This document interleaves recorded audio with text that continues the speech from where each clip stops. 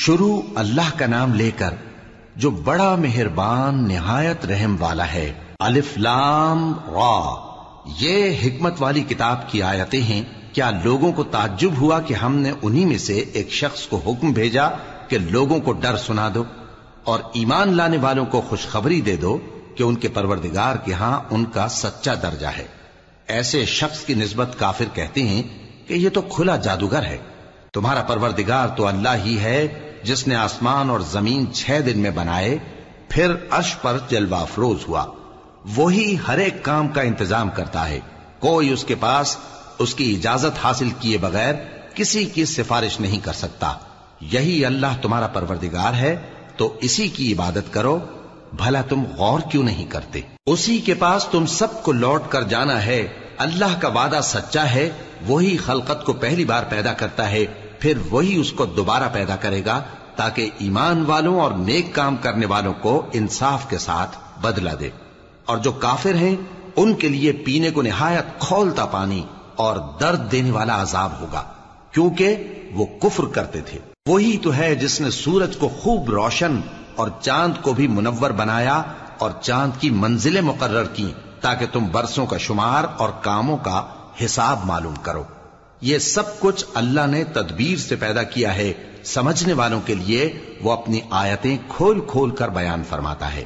رات اور دن کے ایک دوسرے کے پیچھے آنے جانے میں اور جو چیزیں اللہ نے آسمان اور زمین میں پیدا کی ہیں سب میں ڈرنے والوں کے لیے نشانیاں ہیں۔ جن لوگوں کو ہم سے ملنے کی توقع نہیں اور دنیا کی زندگی سے خوش اور اسی پر مطمئن ہو بیٹھے اور ہماری نشانیوں سے غافل ہو رہی ہیں، ان کا ٹھکانہ ان اعمال کے سبب جو وہ کرتے ہیں دوزخ ہے۔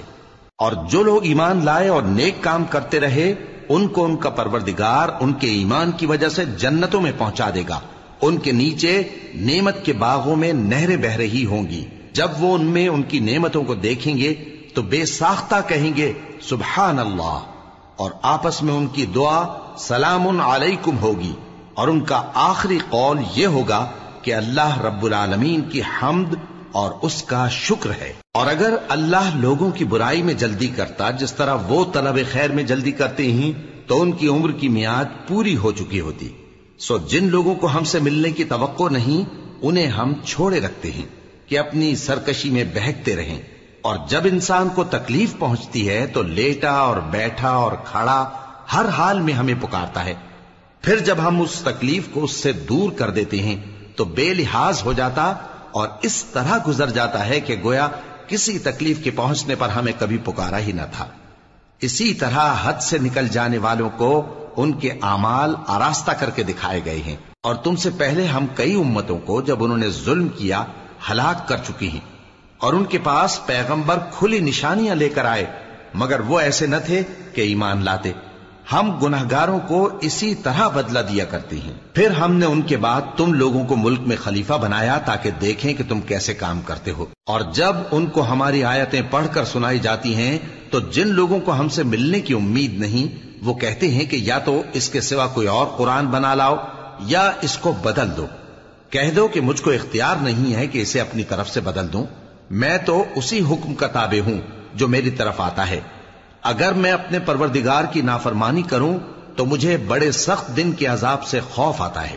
یہ بھی کہہ دو کہ اگر اللہ چاہتا تو نہ میں ہی یہ کتاب تم کو پڑھ کر سناتا اور نہ وہی تمہیں اس سے واقف کرتا، پس میں اس سے پہلے تم میں ایک عمر رہا ہوں اور کبھی ایک جملہ بھی اس طرح کا نہیں کہا، بھلا تم سمجھتے نہیں؟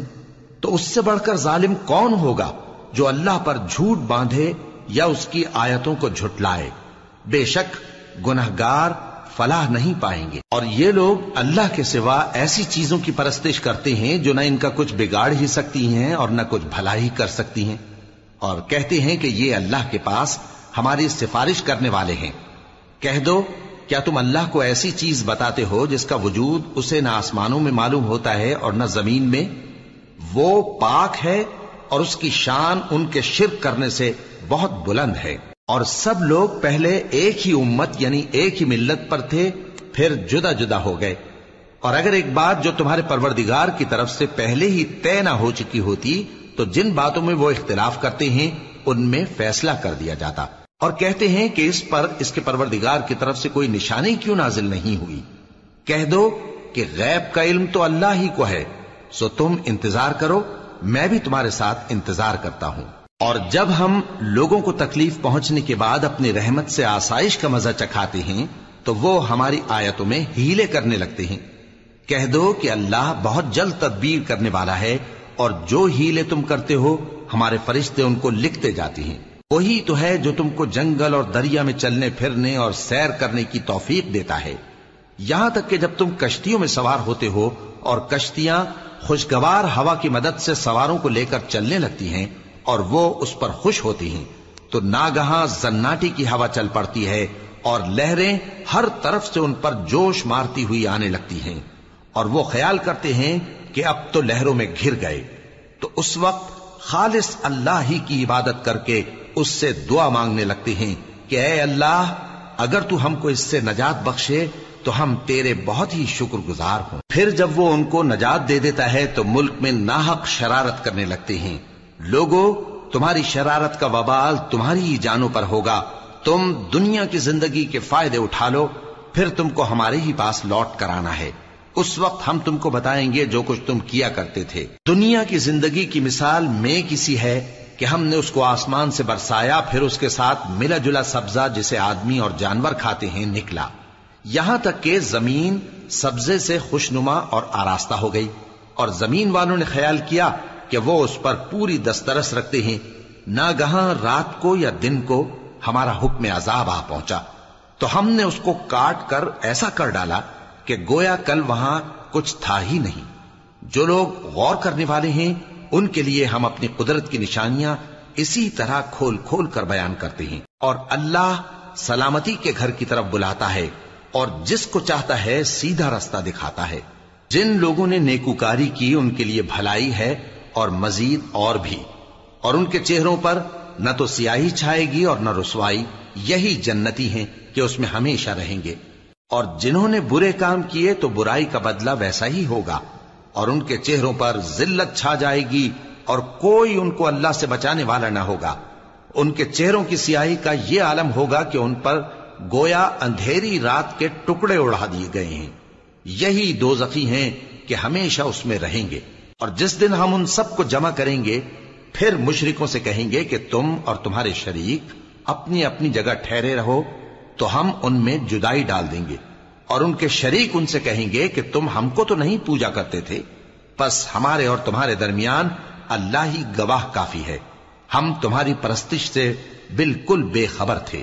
وہاں ہر شخص اپنے اعمال کی جو اس نے پہلے کیے ہوں گے جانچ کر لے گا، اور وہ اپنے سچے مالک اللہ کی طرف لوٹائے جائیں گے، اور جو کچھ وہ جھوٹ باندھا کرتے تھے سب ان سے جاتا رہے گا۔ اے پیغمبر، کہو کہ تم کو آسمان اور زمین میں رزق کون دیتا ہے، یا تمہارے کانوں اور آنکھوں کا مالک کون ہے، اور بے جان سے جاندار کون پیدا کرتا ہے، اور جاندار سے بے جان کون پیدا کرتا ہے، اور دنیا کے کاموں کا انتظام کون کرتا ہے؟ تو یہی کہیں گے کہ اللہ۔ تو کہو کہ پھر تم اللہ سے ڈرتے کیوں نہیں؟ یہی اللہ تو تمہارا حقیقی پروردگار ہے، اور حق بات کے ظاہر ہونے کے بعد گمراہی کے سوا ہے ہی کیا؟ تو تم کہاں پھرے جاتے ہو؟ اسی طرح اللہ کا ارشاد ان نافرمانوں کے حق میں ثابت ہو کر رہا کہ یہ ایمان نہیں لائیں گے۔ ان سے پوچھو کہ بھلا تمہارے شریکوں میں کوئی ایسا ہے کہ خلقت کو پہلی بار پیدا کرے اور پھر اس کو دوبارہ بنائے؟ کہہ دو کہ اللہ ہی پہلی بار پیدا کرتا ہے، پھر وہی اس کو دوبارہ پیدا کرے گا، تو تم کہاں الٹے جا رہے ہو؟